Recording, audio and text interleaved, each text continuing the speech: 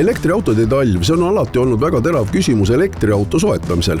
Paljud pelgavad, et neid sõiduvahendeid on talvel keeruline kasutada. Anname selles osas nõu.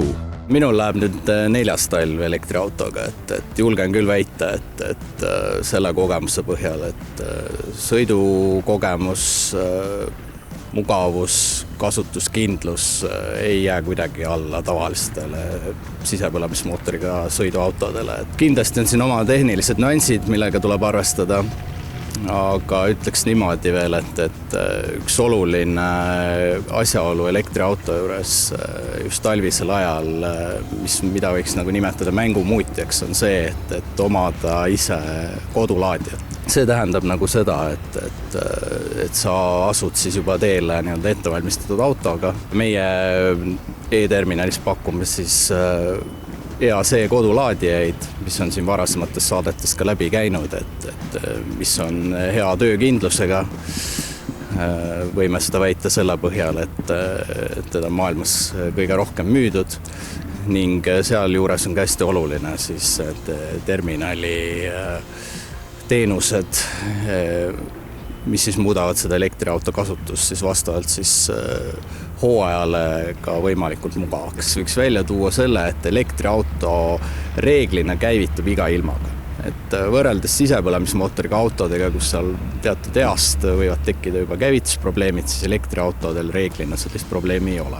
Teise asjaoluna, mis on suur eelis, tooks välja selle, et kui teil on kodulaadija, on suureks eelisteks mugavus. Külma ilmaga, eelsoojendatud salong, aku on elektriauto puhul täiesti normaalne nähtus. Et sisepõlemismootoriga autode puhul kasutatakse ka eelsoojendeid, aga seal on siis suur erinevus selles, et kui on kodulaadija, siis võetakse seda voolu nii-öelda majast, akut ei kulutata, aga kui on sisepõlemismootoriga auto eelsoojendus, siis reeglina kulutatakse selle peale juba täiendavalt ka kütust.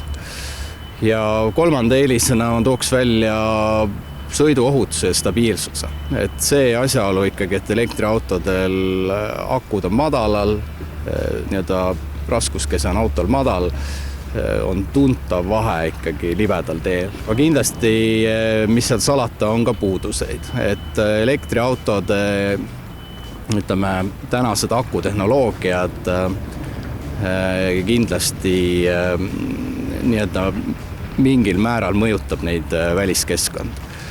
Ja sealt tuleb siis välja 2 põhilist puudust, mida võiks siis võrrelda nii-öelda sisepõlemismootoriga autodega, et kindlasti on laadimisajad talvel veel pikemad, kui nad on suvel ja teatavasti ka nii-öelda suvel laadides võtab see ikkagi rohkem aega kui sisepõlemismootoriga autol siis paagi täis panemine. Sõiduulatus talvel on väiksem, see peab ikkagi paika. Ja kindlasti, et eks siin autotootjad töötavad uute tehnoloogiate kallal, aga täna kindlasti ütleme selline 20–40% on selle sõiduulatuse erinevus võib olla. Et seal oleneb nüüd autost, et milliseid tehnoloogiaid need kasutavad. Selles jutus on väga olulisel kohal olnud auto soojuspump.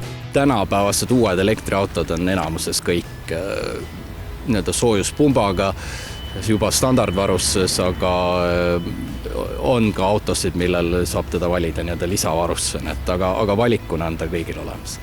Tihti laadijate puhul me räägime ikkagi laadimiskiirusest.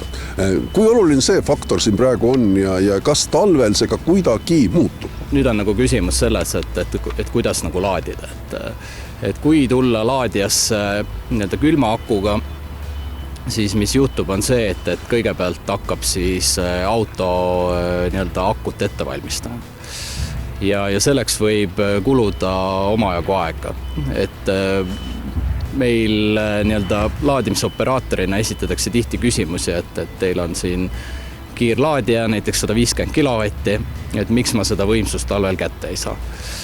Et seal võib olla põhjus siis selles, et nii-öelda tullakse kiirlaadijasse siis eelsoojendamata akuga. Olen tulnud siia siis elektriautoga, mis siis on nii-öelda öö läbi külmas seisnud. Aku on eelsoojendamata, väga lühikese sõidu järel pannud siis kiirlaadija külge. Et ekraanilt on praegu näha, et laadimine toimub hästi väikese võimsusega ja see võimsus praktiliselt läheb siis praegu puhtalt aku soojendamisele. Kui siia ekraani peale nüüd vajutada, siis meie laadijad näitavad ka siis ära, et mingil põhjusel sõiduk praegu piirab laadimist. Ja siin külma ilmaga ei ole keeruline arvata, mis selleks põhjuseks on. Selge, nüüd võtame kätte ja sõidame aku soojaks. Selleks kasutame Urmase Teslat. Masin ise annab teada, kui kaua selleks aega läheb. Sooja akuga auto laadima ja kohe näha, numbrid läksid ikkagi päris vudinal sinna kiiresti edasi. Jah, et nüüd me oleme siis kasutanud auto eelsoojenduse režiimi ja teinud ka ühe väikse 10-kilomeetrise ringi. Et täna praegu väljas -6 kraadi, et see tuleb kindlasti kasuks. Ja kindlasti tuleb laadimiskiirusele kasuks ka see, et aku on juba päris tühi olnud. Et siis mahub sinna seda energiat nagu rohkem. Nii et saab seda laadimist täiesti nagu selle võimsuse kasutada, mis soov on. Jah, et külma ilmaga kindlasti siis võluvits on elektriautodel eelsoojendus. Kas talvel ikkagi salongi soojendust ja muid mugavusseadmeid saab rahulikult kasutada? Kui võrrelda nagu sisepõlemismootoriga autoga, siis ega ainus erinevus ongi nagu suur aku, et salongi kütmise jaoks kulub energiat mõlemal, et kindlasti on ka kütusekulu ja nii-öelda see sõiduulatus sisepõlemismootoriga autodel talvel väiksem. Aga tõepoolest, et elektriautodel seda energiatarvet on rohkem just sellepärast, et ka seda akut tuleb hoida aku jaoks sobilikus keskkonnas, mis siis on elektriauto jaoks pidevalt siis selline 15–35 kraadi ja kui väljas on meil täna siin -10, et siis arusaadavalt kulub nagu täiendavalt energiat selle aku soojas hoidmiseks. Elektriauto kasutamisel kindlasti eriti talvistes oludes on ikkagi see mängumuutja on kodulaadija, et see on selge.